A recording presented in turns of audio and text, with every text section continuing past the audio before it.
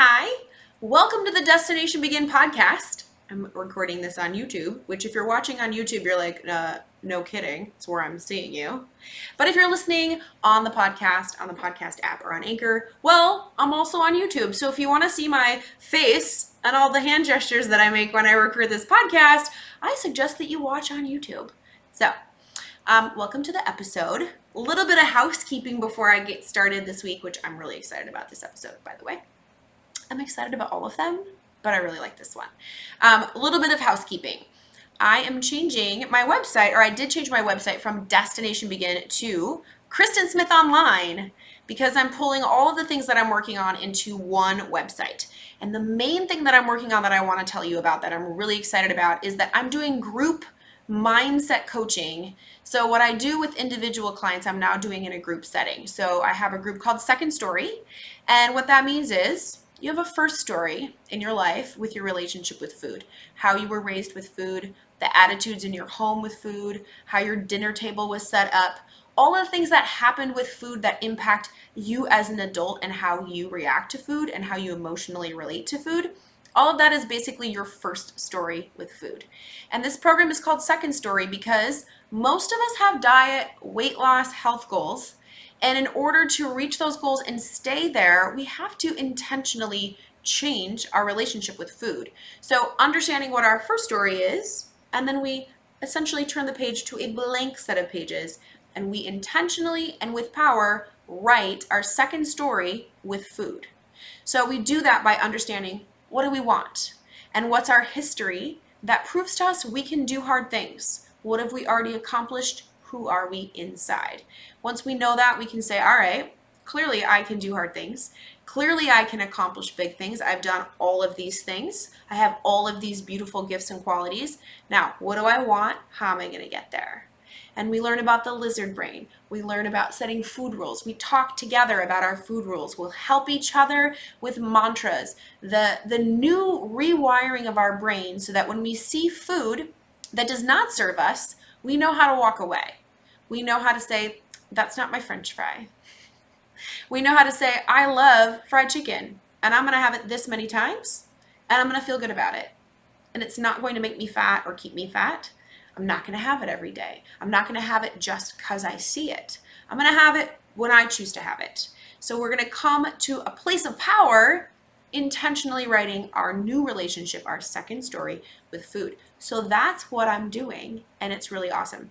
Our program started a couple weeks ago, but I'm adding people every week. So if you're interested in working with me, this is a great way to do it. You can jump into the program. There's an onboarding piece to get you caught up on the beginning so you know exactly what the basics are. And then you join our group calls every week. So if you're interested in that, Kristen Smith Online has the information. You can always send me an email, kristen@kristensmithonline.com, and get you started in the program. Otherwise, just check it out. My story is on there. There's lots of great information. There's also a really great assessment on there if you're just curious to understand yourself a little bit better and what you want. Really great leading questions to bring you to a place of understanding of, hey, what do I want and why do I want it? So check out the website, kristensmithonline.com. Also, my Instagram has changed. It is now real Kristen Smith. Why? Because I'm real. I'm real. Now, I do have a little makeup on today because I'm on the YouTubes. But I try to be a little bit more real on my Instagram. I try to be, uncut, unfiltered, just me. And I think it's important that people understand that we don't all look perfect all the time. We don't all make good decisions all the time. We don't always have a clean, organized kitchen all the time if you watch my pancake video. But check me out there on Instagram.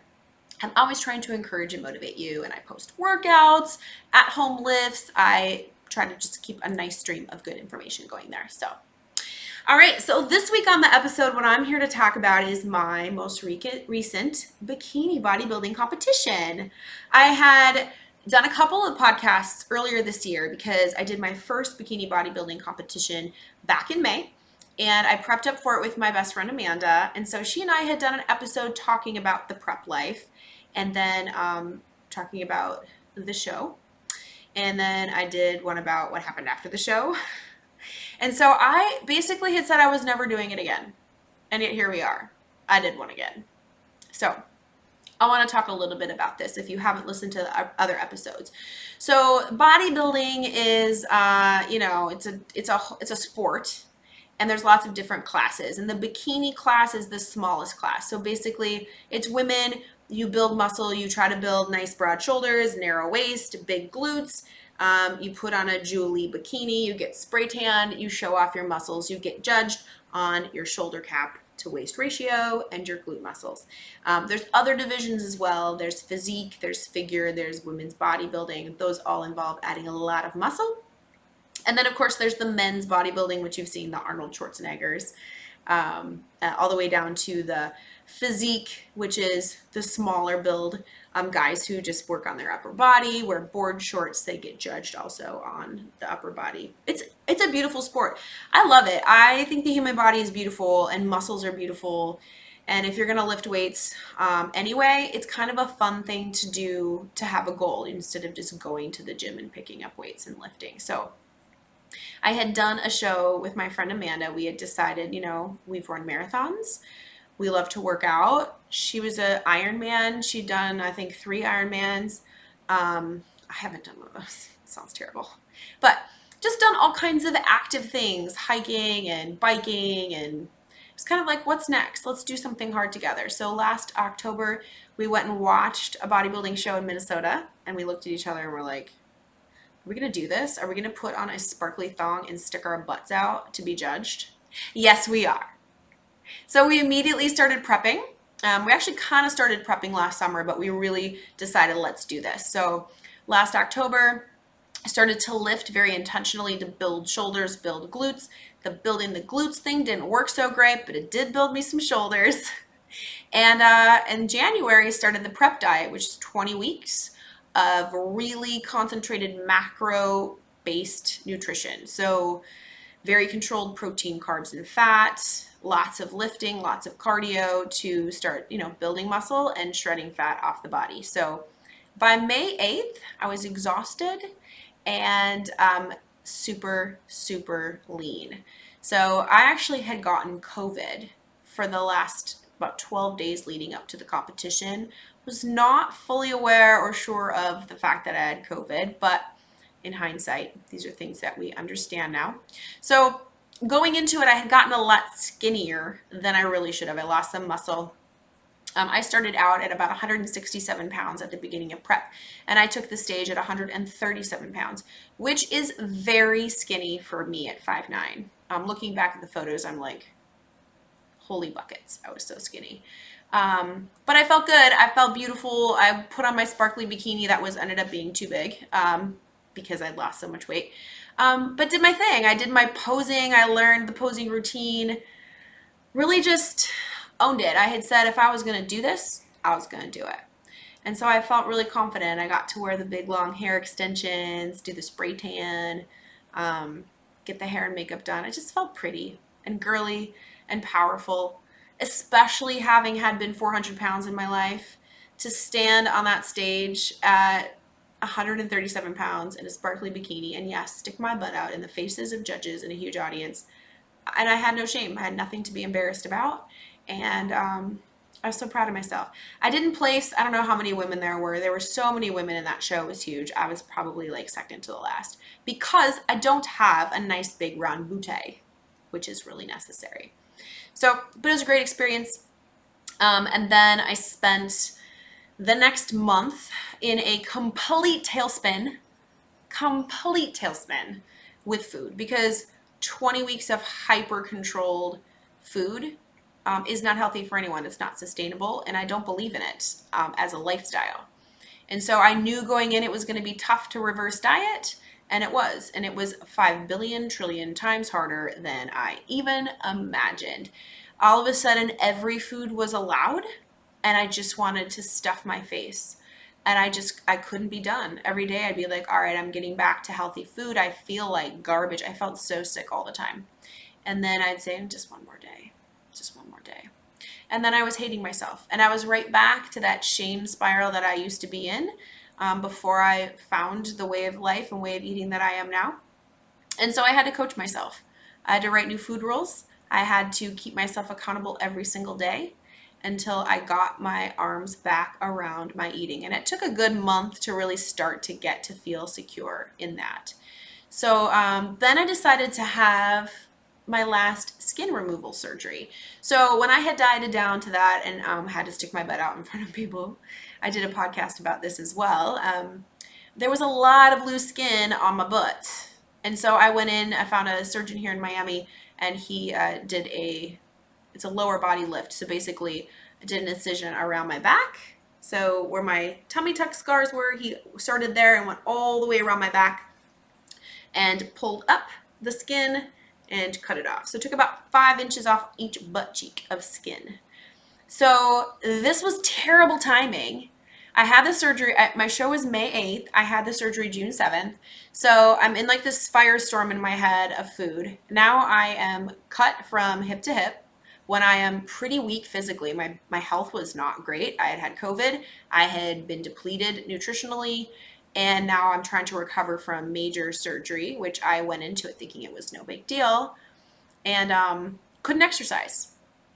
Laying around, nothing to do, couldn't exercise, just wanting all the food, in pain, and my body was not healing very quickly. So June was a tough month for Kristen. The healing was terrible. The healing on this surgery took forever. I can't even go into the details about... basically, I had one part of my incision that wouldn't close, and I had swelling. And so I just roll over in my bed at night, and it would just like open up, and that you just use your imagination. Or I'd be like taking a shower and I'd wash it, and all of a sudden, like, yep, it would just be open. And then just, I don't know, I'm not going to be graphic, but you know what grape jelly looks like? It's basically, it was like blood clots. It was disgusting. And it just kept happening. And it was traumatic. When you look in the mirror or you look down at your body and that is happening, it's like your brain is like, what's going on? And it was awful. But eventually it did close up. I had a lot of swelling all summer, but eventually was able to get back to my normal routine and starting lifting. So I wasn't going to go back to do another show, but my friend Octavio had decided to do a bodybuilding show because he was inspired watching me prep for mine. And it was in Atlanta at the end of September. And so as that got closer, I thought, you know, I should really go and support him. I should go cheer him on. Got into this mess because of me, and he's my good friend, and I should go. So I booked a trip to go to cheer him on. And then I was looking at the event, and I thought, you know, it's like, I think at that time it was 8 weeks away. I thought, you know, I could prep up and put the suit on again and be really fun since I'm going to be there just to register for one class in my age group. It's a small show. And it would get me kind of back to lifting and routine. I love the prep life.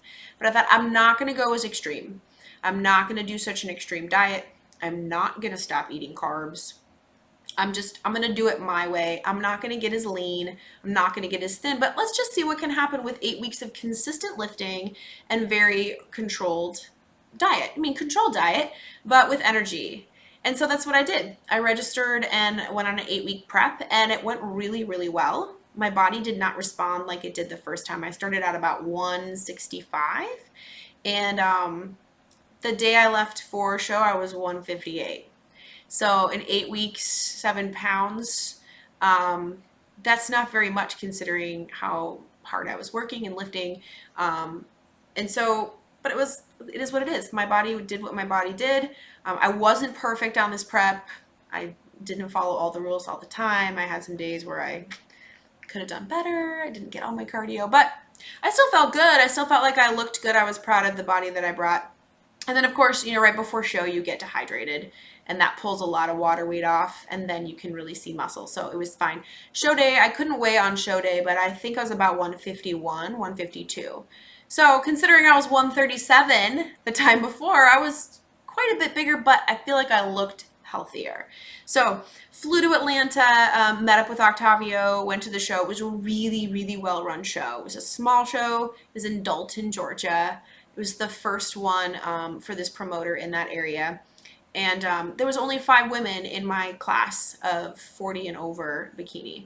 So I registered for novice, which would be anyone who'd done a bikini show but had never won. So I registered for that too, just to be able to walk on the stage twice and to give them another $110. But it was really fun. It was Octavio's first show, and he is 59, and so he was in the Masters Classic Physique and Physique divisions. And so when you're a little older, there are typically fewer competitors. It's just a sport typically for more younger guys. But also guys in his age group don't tend to look as good as he does. He's in really good shape anyway, and he prepped up to the letter. So it was really fun to go and see him do his first experience. And I've never watched the guys in a show. I've only ever watched the girls because I don't really care about the guys. But this time I obviously had to care about the guys because there was a guy there that I knew. And so when they spray tan girls, you're naked, and you're naked and they just spray tan you. But they don't do your face because you end up getting hair and makeup done. Well, guys, they spray their faces, which I didn't know. So I come out of the tent, in my robe, you're all sticky and covered in spray tan. It's such a gross feeling. And I turn around and there's Octavio. It looks like a Oompa Loompa. I just started laughing, especially standing next to him because I wasn't very tan and my face wasn't tan. And then he was just orangey brown. It was hysterical. So that was funny. And then they had this really great expo there. When I did my show in St. Louis, we didn't get anything. It was really dumb. There was 2 tables. You got a stupid t-shirt that didn't fit. I would never do that show again. Now in hindsight, it was a total disaster. It was a shit show. But anyway, this one was run so well. There was a huge expo. We got shirts and bags and giant cookies to eat after. And they gave us mats because when you sit on the floor backstage and you lay down and put your feet up so that you don't have cramps, they gave us mats to lay on. They gave us everything that we needed. Everyone was so nice. People in Georgia are so nice. It's so nice, you guys. I had no idea that I was going to the nicest place ever. And I come from Minnesota, and they say Minnesota is Minnesota nice. No, it's baloney. It's Minnesota passive aggressive. Minnesota's not nice. It's a lie. It's a lie. I'm sorry. Sorry if you're from Minnesota and you think they're nice. You're not. You're passive aggressive. Maybe you are not. Maybe you who are watching me, you're from Minnesota. You're nice. If you like me, you're nice. But in general, Minnesotans are passive aggressive jerk faces. They're not welcoming. Everybody's known each other forever. When you move there and you don't know someone, get used to it because they don't welcome you into their groups. Everyone stays inside. Nobody talks to each other because they hate their lives because Minnesota is terrible. Where did this come from? Okay, anyway, I love Miami. People say, why did you move to Miami? And I'm like, have you been to Minnesota? You don't even need to ask me that. If you've been to Minnesota, you know exactly why I left there. Okay, I'm done. I can't even say I love Minnesota. Minnesota's fine if you like it. Anyway, so Friday night, went to the show, got all tanned, got to have a cheat meal, which this is what I learned. My coach said, have a burger and fries. You really need to fill out your muscles. Well, I didn't want to get fat before stage, which he said, you're not going to get fat before stage. Trust me, it goes to your muscles. So I had a steak and I had french fries and I was very measured about it because, I know better than my coach who's done 20 billion shows. So whatever, I ate. Saturday morning, my makeup appointment was at 4:45 in the morning, but luckily it was in my hotel. So I went downstairs. The tanning people and the hair and makeup people were all the same, and they were so sweet. Again, compared to St. Louis, those hair and makeup people were just fine, but this was like family. It was such an amazing experience. I wish that I'd had that experience at my first show, and I was so happy Octavio got to have an experience like that at his first show. So hair and makeup, I was done by 6 a.m. I used my extensions. I loved them so much. Oh my gosh, you guys. I love getting all glammed up. It's so much fun. So headed over to the venue, got in the backstage, got another spray tan, extra sticky. Oh my gosh, spray tan it smells and it's so uncomfortable, but got our spray tan, and then Octavio took the stage earlier in the day, and he was, men's physique goes early. He did really well. What they do is they line you up and they have you move around and you kind of see where you think that you're going to be placed based on where they put you in prejudging. So they moved him to the middle, which is the number one spot basically, and lined up everyone else. So we knew in prejudging he was going to do well. He was in 6 classes, and in 5 of them it looked pretty good, like he was going to do well. So then the bikinis got to go up and do my routine, and I didn't practice posing enough. I should have practiced posing more, but it was still really fun. I got to do my routine, and they didn't have me move. I was at the end, so there was 5 of us, so I was pretty sure I was going to be 5th place out of 5, which is fine. I don't have a butt. So, you know, but I looked good. I was lean. I was really proud of my physique. I was not going to beat anyone else in a bikini bodybuilding competition, but I beat myself. And that's why I did it. I did a little video too. It's like the reason why the main reason why I even bothered doing this was to prove to myself that I could. And then also because I really want to continue to show people you can do anything. This is a body representation of something hard. This is me taking my body from 405 to 137. And then again, from 165 down to 152 because I wanted to, period. If I can do that to my body, it's just a symbol of what a person can do. You can do anything that you want to do. You want to change your body? You can. Do you want to change your life? You can. Do you want to get a new job? You can. Do you want to quit your job and start a business running a boot camp on the beach? You can. You can. Are you willing? That's really the question. So that's a big reason why I do this. But the biggest reason that I was there was to support Octavio, which was really, really fun. To see somebody do something like that for the first time and really, I mean, he just shined. It's definitely his sport. It was really, really, it was cool to see the men bonding and the camaraderie and that they cheered each other on. There was an ego going on. There was some comparisons to kind of see like, oh, well, I guess I thought I'd do well, but look at that guy. But just so much positive energy between these men. I loved watching it. I loved seeing Octavio be a ringleader in that. It was really cool. So I loved seeing the men side of it. And the female competitors were awesome too. I met this girl, her name was Scarlett. 22. She ended up winning the True Novice Bikini. So it was her first time. She was up against all the other first timers and she won by a landslide. She's going to have a huge, great career in the sport. And the sweetest thing, oh my gosh, she was just adorbs. So I loved meeting them.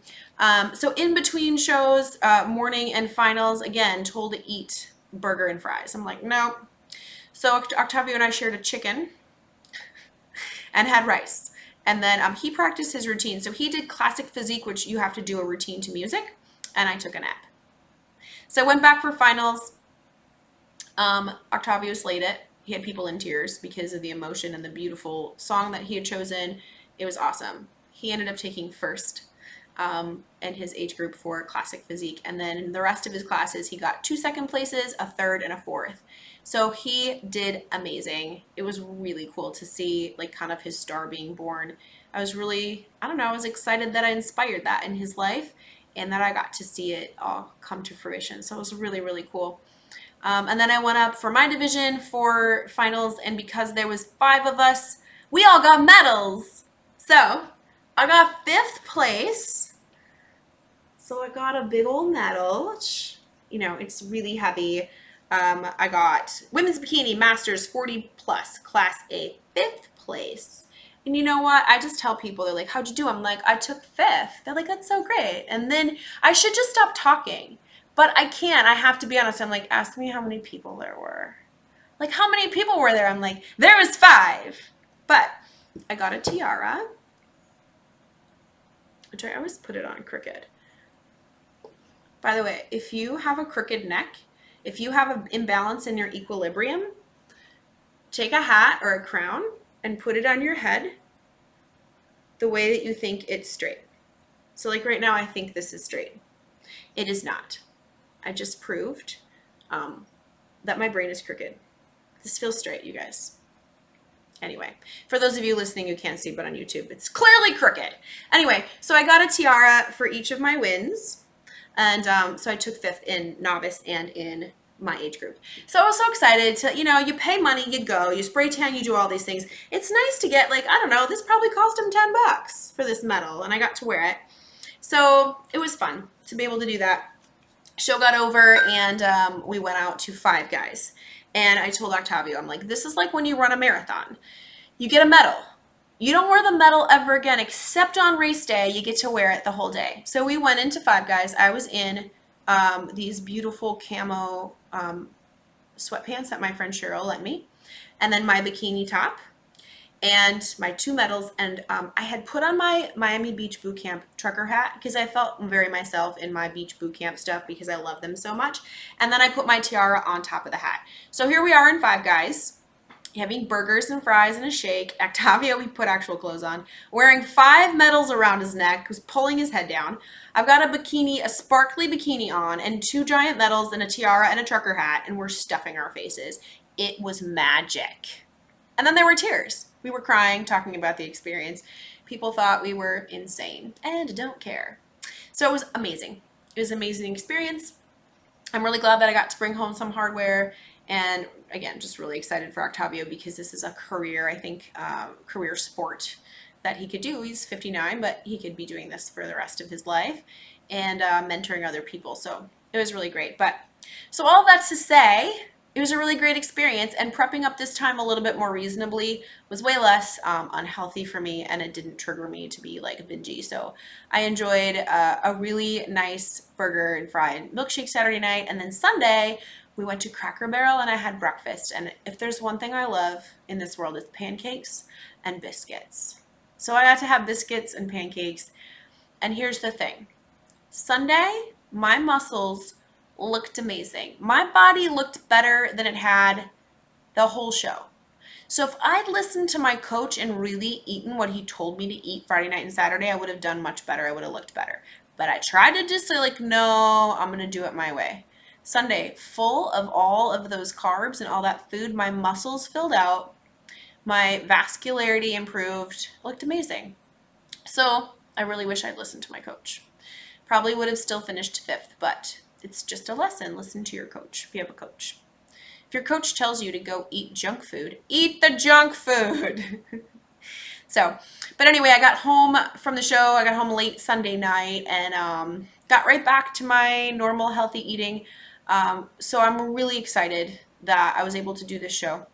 Prep up, follow a really strict diet, but not go crazy, and it didn't trigger me to go crazy on the other side of it. So I think I'm hanging up my bikini because here's what happened.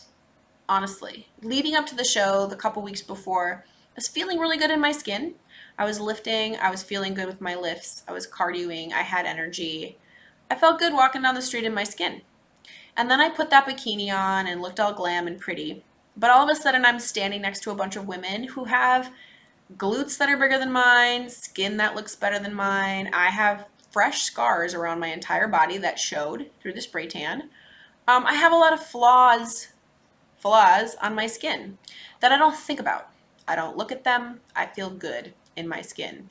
I have done the work to my body, and I have done the work to my heart and my mind, and I love myself. I do not have shortcomings, or I should say I don't have hang-ups about my body. I'm stoked out of my mind that my body looks the way it is, and I work for it. But you put me in that bikini under the harsh lights of a convention center next to a 22-year-old Scarlett, and then all these other people who have better butts, probably because a lot of them have worked harder than I have on it and for longer, and also some genetics. And all of a sudden I'm having to work so hard at just feeling like I belong there. I was working so hard not to feel bad about my body. I don't want to feel less than. I'm just as good as all the time. I'm just as good as all the time. And in that setting, it was so hard for me to feel just as good as. And I don't want to feel that way. Maybe if I had built a booty and I was more competitive and I could place, maybe I would feel a little differently. But it's just not worth it at this stage in my life to put myself in a situation where I feel less than. So I think I'm going to stay involved in the sport by supporting other people in the sport, like Octavio, and Randy is doing his first show this coming weekend. So I'm going to Minnesota to the show that I went to last year that started everything. I was going to actually be in that show and I decided not to be. Amanda was going to be in that show with me. We were going to tromp across the stage, but she decided not to. So I'm just going in a support role, but I'm excited to see my friends. I'm excited to see Randy in his first show and be a part of the sport, but the bikini is in a box and I think it's gonna stay there. So that was my story for my second show. I learned a lot about myself. Again, listen to when people tell me to do something. And then I just wanna do all the things. I went back to CrossFit recently. I'm gonna do CrossFit. I'm doing a half marathon in February. I'm still gonna lift, but I'm going to get back to just enjoying moving my body in ways that feel good and wearing clothes that make me feel good and not worrying about how my butt looks in a sparkly thong. Because when it's not in a sparkly thong, I kind of like my butt. And my butt has only ever served me. I'm sitting on it right now and it's doing a real good job. So that's all I have for you today in this episode. If you like this podcast, share it. If you like this YouTube video of this podcast, subscribe and leave a comment and review because it helps me and stuff on YouTube. Send it to somebody and continue supporting all the things that I do. Follow me on kristensmithonline.com and on Instagram, Real Kristen Smith. And you can find this podcast on iTunes, and I'd really appreciate it if you would subscribe. Leave a review. 5 stars would be a great idea. You know, I'm a 5th place bikini bodybuilder winner. So you could leave 5 stars for my podcast and 5 stars for my YouTube channel, and it'll be a little trend. How's that? All right. That's all I have for you. Thank you for listening to this podcast, supporting this podcast. Send a link to your friends. Follow and subscribe on YouTube. Thank you for being here.